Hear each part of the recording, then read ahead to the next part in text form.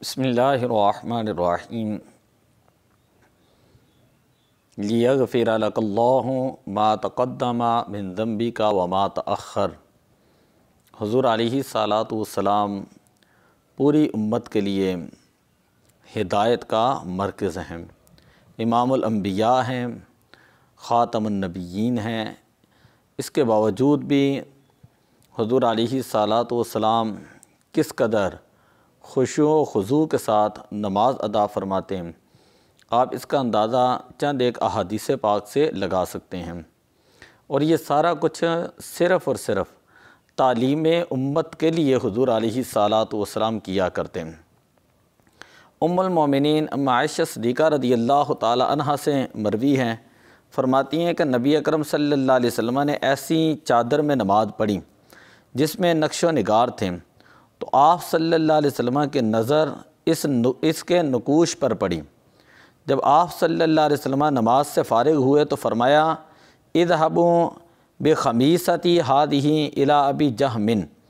کہ میری یہ چادر ابو جہم کے پاس لے جاؤ، واتونی، اور مجھے ابو جہم کی سادہ چادر لا دو، کیونکہ اس کی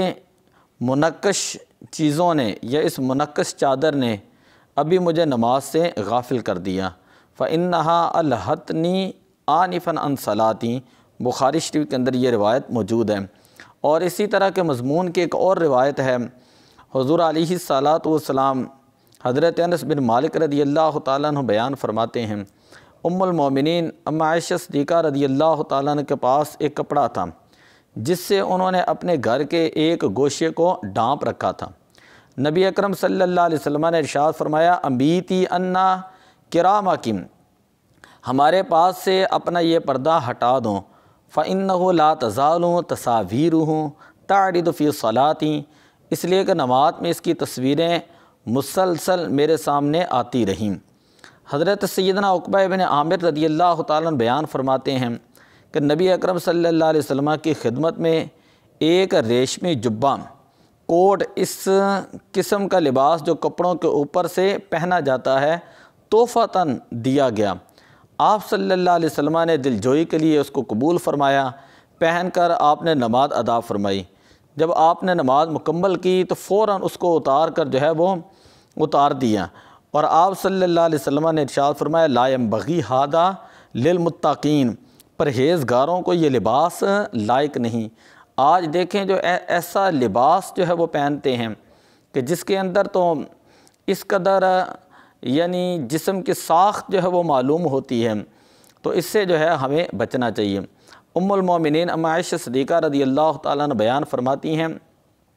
کہ نبی اکرم صلی اللہ علیہ وسلم رات کو اس قدر اللہ کی بارگاہ میں عبادت کرتے ہیں اور پھوٹ پھوٹ کر جو ہیں اللہ کی بارگاہ میں جو ہے گڑ گڑاتے ہیں کہ آپ کے قدمین شریفین جو ہیں ان کے اندر ورم پیدا ہو جاتا۔ تو عرض کی گئی یا رسول اللہ، آپ کے صدقے تو اللہ تعالیٰ نے پہلوں کے اور بعد والوں کے گناہوں کو معاف کیا ہے، تو آپ بھی اس قدر عبادت کرتے ہیں۔ تو حضور علیہ الصلاۃ والسلام نے تعلیم امت کے لیے ارشاد فرمایا افلا احب ان اکون عبدا شکورا، کہ کیا میں اللہ تعالیٰ کا عبادت گزار بندہ نہ بنوں۔ تو اس سے پتہ چلتا ہے کہ آپ کا جسم مبارک عبادت کی وجہ سے پاؤں مبارک میں ورم پیدا ہو جاتے ہیں، لیکن پھر بھی آپ جو ہے وہ عبادت فرمایا کرتے ہیں۔ تو ساری ساری رات حضور علیہ الصلاۃ والسلام کی عبادت کا بھی معمول تھا۔ حضرت ابو حذیفہ رضی اللہ تعالیٰ عنہ بیان کرتے ہیں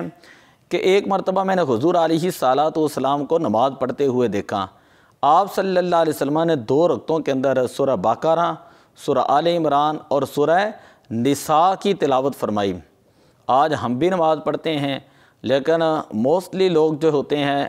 وہ صرف قل اللہ شریف کے اوپر ہی اکتفا کرتے ہیں، بلکہ 4 رکعتوں کے اندر ہی وہ قل اللہ ہی پڑھ جاتے ہیں۔ تو سورہ اخلاص کے علاوہ بھی قرآن کی صورتیں ہیں، اور حضور علیہ الصلاۃ والسلام کی سیرت مبارکہ کی طرف جو ہے وہ بھی توجہ کرنی چاہیے۔ حضرت عبداللہ ابن شخیر رضی اللہ تعالیٰ عنہ بیان کرتے ہیں میں نے حضور علیہ الصلاۃ والسلام کو نماز ادا کرتے ہوئے دیکھا کہ آپ کے شکم اطہر سے اس طرح کی آواز آ رہی تھی کہ جس طرح کے ایک ہنڈیا کے ابلنے کی آواز جو ہے وہ پیدا ہوتی ہے، تو آج ہمارے ہاں دیکھیں نہ کوئی خشوع رہا نہ کوئی خضوع رہا، بلکہ جب سلام پھیرتے ہیں تو پھر پتہ چلتا ہے کہ میری تو نماز بھی مکمل ہو چکی، اور بعض لوگ نماز پڑھتے ہیں تو 4 کے بجائے 2 رکعتیں ہیں نماز ادا کر کے سلام پھیر دیتے ہیں، یعنی نماز کے اندر ایک ان کو خشوع اور خضوع، عاجزی اور انکساری وہی حاصل نہیں ہوتی۔ تو حضور علیہ السلام کی احادیث کی طرف توجہ کرنی چاہیے۔ حضرت ابو جحیفہ رضی اللہ تعالیٰ عنہ بیان کرتے ہیں کہ ہم نے دیکھا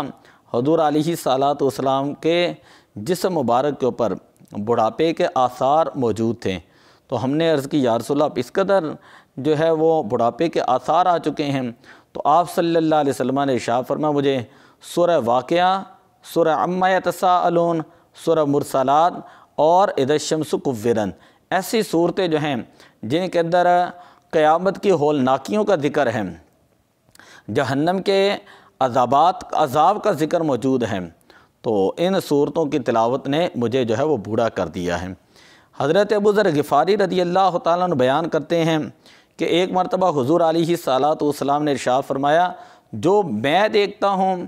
اگر تم دیکھتے ہیں، جو میں جانتا ہوں اگر تم جانتے ہیں، تو ہنستے کم اور زیادہ تم اللہ کی بارگاہ میں روتے ہیں، تم بستروں پر امور زوجیت سے لطف اندوز نہ ہوتے ہیں، تم جنگلوں کا رخ کرتے ہیں اور اللہ تعالیٰ کی بارگاہ میں گڑ گڑاتے ہیں اور اپنے گناہوں کی جو ہے وہ تم معافی مانگتے ہیں۔ تو یہ سارا کچھ تعلیم امت کے لیے تھا کہ کیسی حضور علیہ السلام نے صحابہ اکرام کی تربیت کی، اور ان کے واقعات تو پھر عبادت کے اندر کہاں تک جو ہے وہ ان کی تربیت میں پہنچے۔